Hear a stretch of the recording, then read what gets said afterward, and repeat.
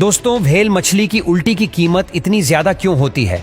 और आपको व्हेल की उल्टी का समुद्र से थोड़ा सा टुकड़ा भी मिल जाए तो आप भी करोड़पति हो सकते हो। क्योंकि दोस्तों, व्हेल की 1 किलोग्राम उल्टी की कीमत अंतरराष्ट्रीय बाजार में 2 करोड़ से भी ज्यादा है। लेकिन इस उल्टी की कीमत इतनी ज्यादा क्यों है? और व्हेल मछली यह उल्टी किस समय पर करती है और यह उल्टी समुद्र में से कैसे मिलती है? इस उल्टी का उपयोग कहां कहां किया जाता है? तो चलिए जानते हैं इस रहस्यमयी चीज को। यह उल्टी सिर्फ स्पर्म व्हेल नामक एक व्हेल की प्रजाति के पेट में ही बनती है। इसके सिवा अन्य कोई भी प्रजाति में यह उल्टी नहीं बनती। और स्पर्म व्हेल में भी सिर्फ नर व्हेल ही इस उल्टी को बना सकते हैं। मादा के पेट में यह उल्टी नहीं बनती या बहुत ही कम बनती है।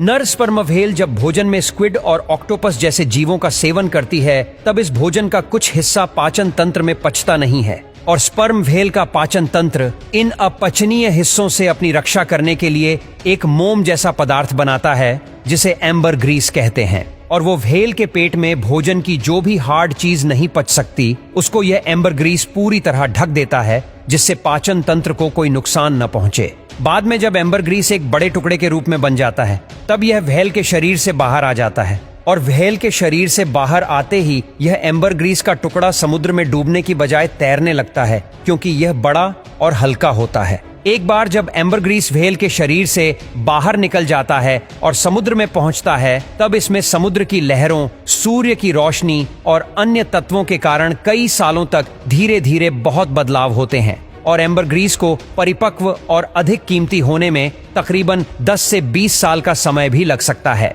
दोस्तों, अब जानते हैं कि एम्बर ग्रीस कैसे मिलता है या एम्बर ग्रीस को कैसे ढूंढा जाता है।